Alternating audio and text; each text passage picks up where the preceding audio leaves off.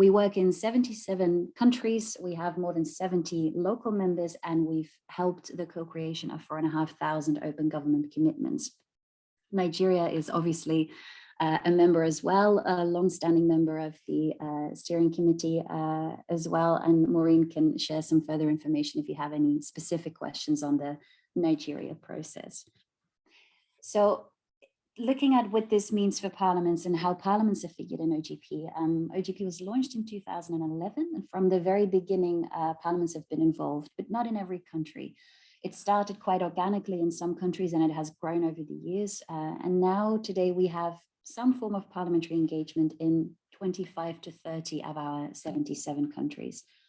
Some of the landmark reforms that our OGP stakeholders have been able to deliver have been delivered with the support of parliaments or by parliaments. And that includes, for example, reforms around right to information. Obviously, if you're going to be building a legal framework around that, you need parliaments. Similar for beneficial ownership, the Nigeria example will come in a minute, whistleblower protections and so on. So parliaments have always played a key role in some of those very important reforms. And what we've seen in the last couple of years is that some of the key aspirations that we have going forward and some of the key challenges that we face as a community and that I'm sure you face in your work, like the rollback of democracy, shrinking civic space, the response to the COVID pandemic, all of those elements really need parliamentary support. So increasingly, we see that OGP stakeholders rely on parliaments to make their reforms happen. So that's roughly how we see things. What does that mean then specifically for the role of parliaments within OGP? What is it that they can actually do? The first I've already mentioned is taking legislative action. I think that's very clear, but also incredibly difficult to do. So we see that that happens more and more. And this is an obvious way for parliaments to play their part. The second is parliamentary oversight, and that is both sort of getting parliaments to oversee the OGP process. So if a commitment has been made and it gets stalled somewhere, how can parliament nudge the government to make sure that it happens? But it's also a little bit more practically, I suppose, really looking at individual reforms and trying to figure out how is it that parliament can help move those along. So that is by asking, for example, questions that you as civil society members might not get an answer to. That's trying to obtain information, data, reports, etc., that can really help inform the work that you do and the work that can take place within the broader OGP context. So that oversight role is potentially very important as well. The third role that we see, and this is probably most familiar to you, is opening up parliamentary processes. So that's really looking at the parliamentary institution itself, both how it works, how it goes about its business, and the things it produces. So the work that actually comes out. And then you're talking about everything from asset declaration of MPs to public committee hearings, to better information for citizens on how legislation can be tracked and followed and responded to, and so on and so forth. And then the last role that we see a little bit of, but a little bit more so again in the last couple of years, is creating a space for dialogue. One concrete example is the Netherlands, where you see now a really interesting debate around political advertising. What is it that political parties can and cannot advertise? What money can they take from what sources to do so?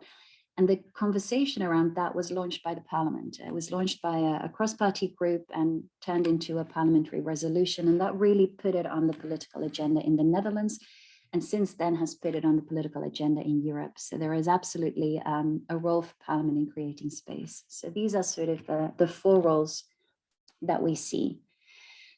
Now, as I said earlier, we started in 2011. That meant that last year, 10 years of OGP was a really good time for us to take stock and have a closer look at what we've learned about parliaments in OGP, and also to try and look at how are we supporting parliaments within this ecosystem, and what is it that we should pay more attention to, what is it that we should do less of maybe.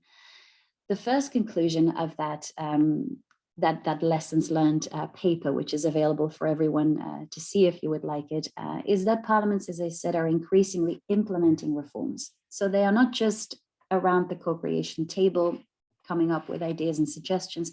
They're actually doing the hard work of getting legislation across that is important for open government reforms. So that's a really good trend and something that we obviously want to see more of. The second is that most commitments focus on transparency, some on public participation, which is not bad, obviously, but oversight and accountability really lag behind. That's problematic. There's a need for those across all of our stakeholders, so we want to try and understand how we can better support those. The third is that the most ambitious commitments come from effective engagement and co-creation. This isn't going to surprise any of you. Commitments that are co-created with civil society are almost always stronger than commitments that are drafted by a parliament or an executive behind closed doors. And then last but not least, open parliaments. So that whole bucket, if you will, of commitments specifically about the legislature. In terms of ambition, they are not bad. They're not particularly strong, but they're definitely not doing badly either.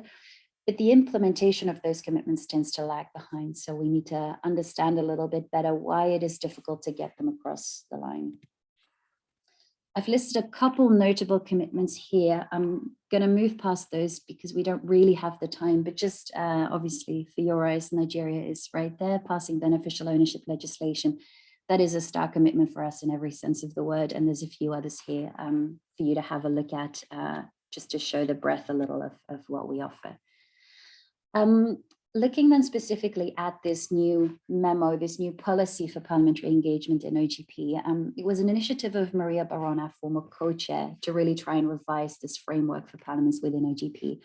We did an extensive review process for most of last year, so the evidence paper was part of that, and alongside that we had consultations with over 100 OGP stakeholders, including Sami and some of the colleagues at Parliamentary Network Africa. The eventual memo was approved in November, and the guidance for that, so the practical elements and how do you now put that in practice, will be coming to all of you next month. Very briefly, 3 ways forward are proposed in this memo. So this is how we will move forward as of this year. The first of those is participation of parliaments in national OGP processes and plans. What this means is essentially you have one shared space for OGP in a country, and you have your executive, your legislature, and your civil society all around that same table. This is already how it's done in most countries, including in Nigeria. And the evidence that we have shows that this can help ambition and implementation. So this is very much our preferred mode of working, and this is where as a support unit, we will continue to provide most of our support. For parliaments that find it very difficult or that really choose not to work with their executive, we are offering option 2, which is to do a separate standalone open parliament plan. We expect that to only be a handful of parliaments. It will be standardized guidance, so not tailored guidance. We will scale back a little bit what we invest in that, because we don't see the same results for these standalone plans that we do for the bulk of parliaments that participate in national processes. And that guidance will be available a little bit later, but definitely in the first half of this year as well.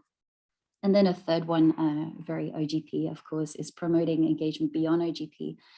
When we do regional events, for example, or when we create information and invite feedback, we do open that up beyond the OGP community.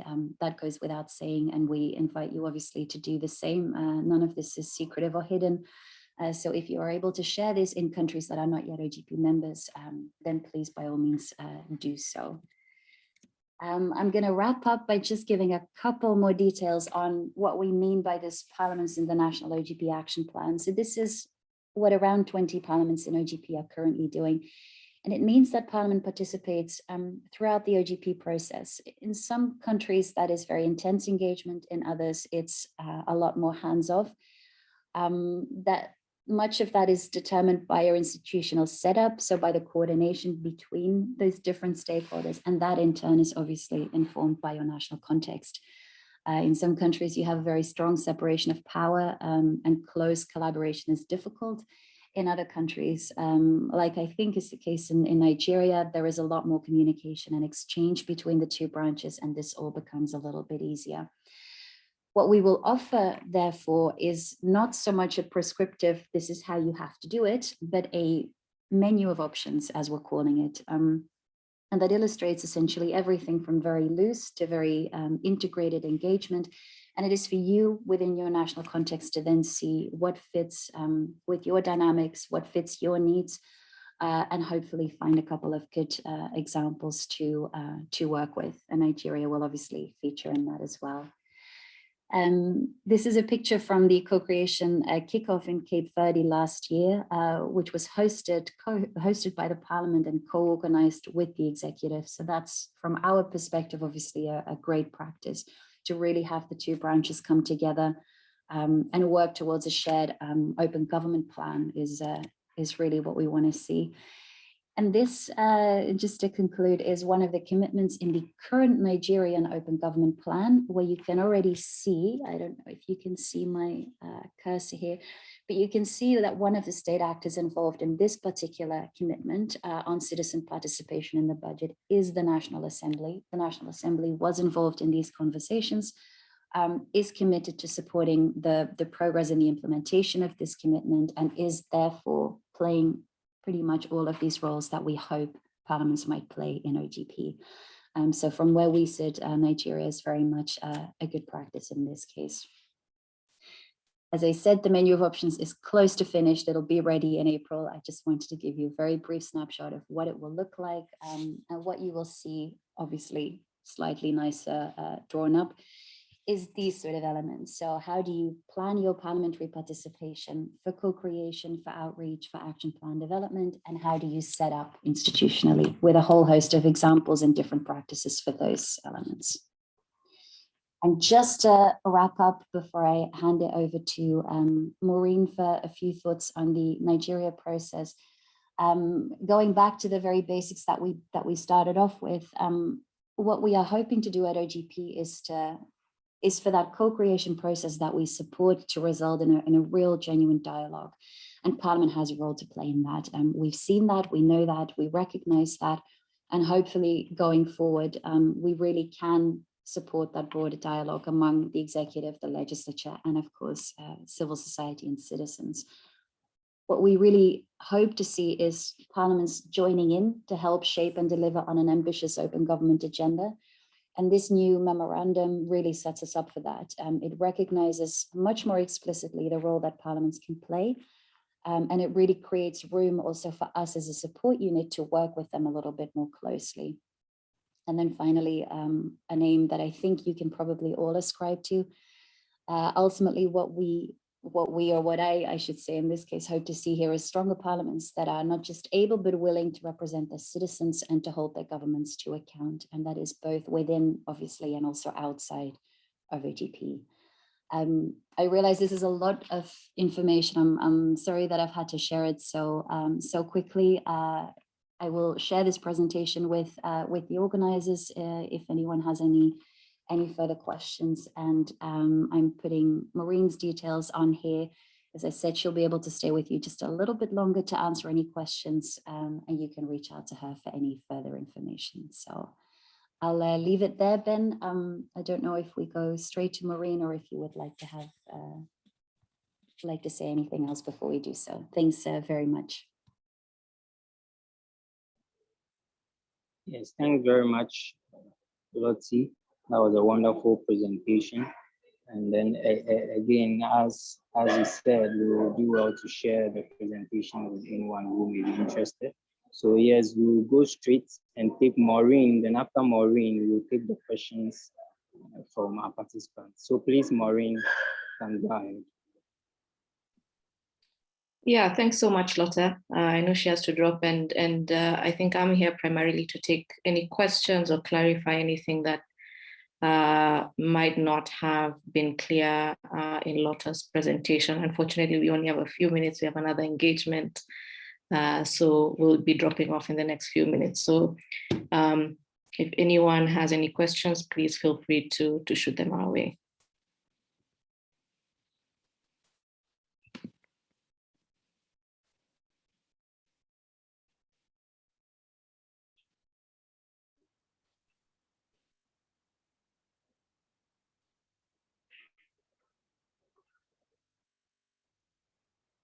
Hello, Maureen. Hi, Ben. All right, so if I heard you clearly, you are taking the questions right away, right? Yes, please feel free. Any thoughts, any contributions, questions, please share them with me. Okay, that is fine. So yes, to all our participants joining from various countries, please do well to share your questions. You can put your questions in the chat box, and then we'll read them out to our facilitators to answer them for you.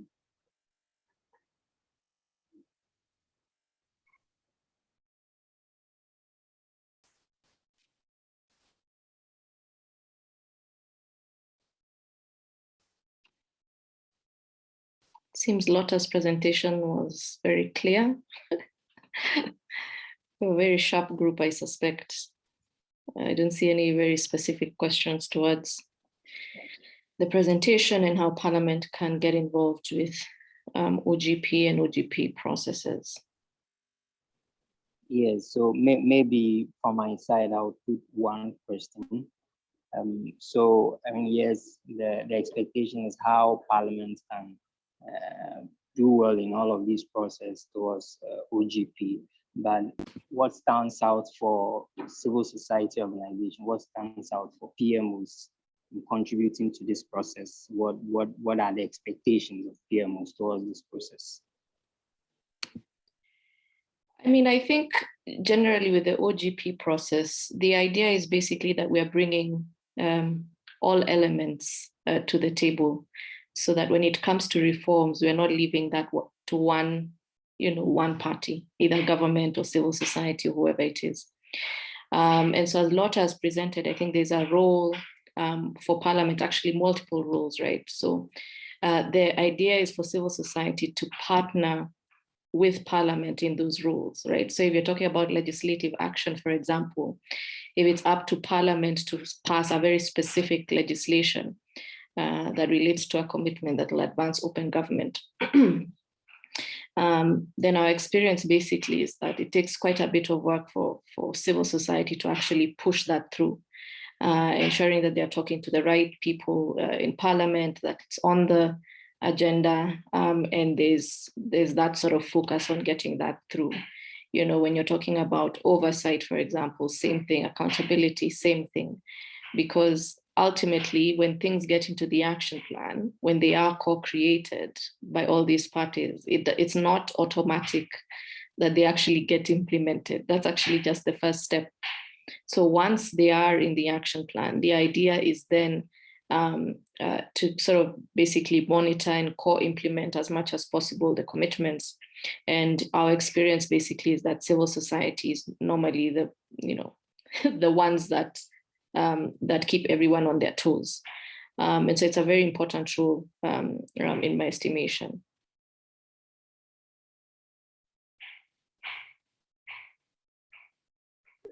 Okay, thank you very much. That's fine. I think there is one question in the chat box. I'll quickly read it out. So Richmond asks, in Ghana, the issue of whether first or second deputy speaker of Parliament can retain the original votes when presiding has become a national issue of concern. In case when we have a hung Parliament, what do you think should be the solution? Mine is that both first and second deputy speakers should be elected outside the House. Well, I think this is more nationally inclined. I don't know, Maureen, whether you have some thoughts to share on that. No, that was precisely my response. Is this probably a more Ghana-specific question that I'm sure other people are a better placed to speak about than I am. Exactly. Okay, I believe there are no questions to take. So, Cynthia, do you have any questions?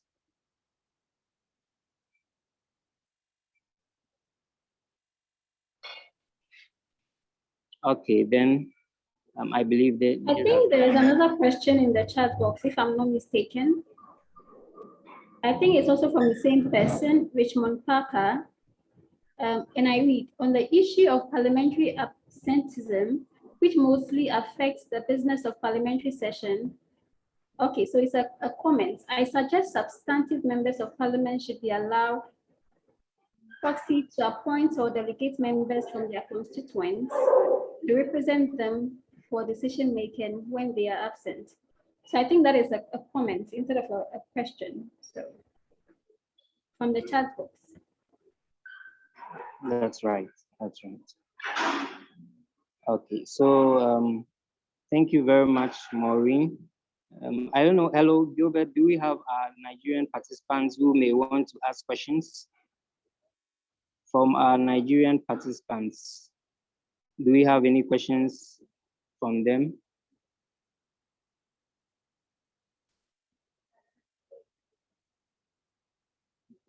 Hello, Gilbert, can you hear me?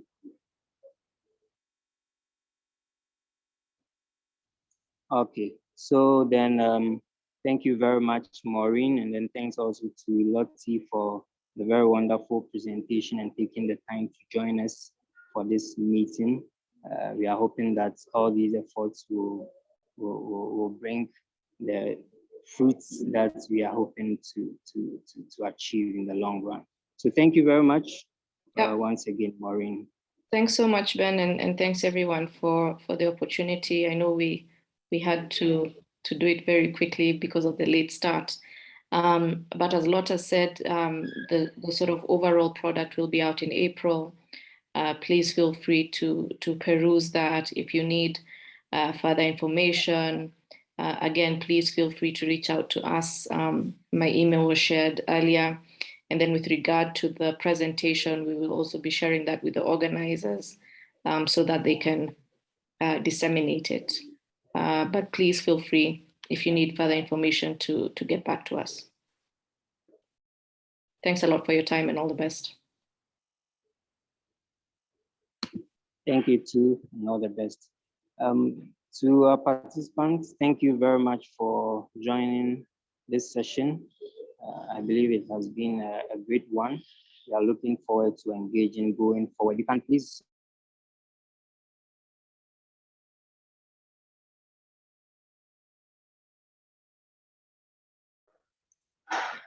so thank you very much for joining this session.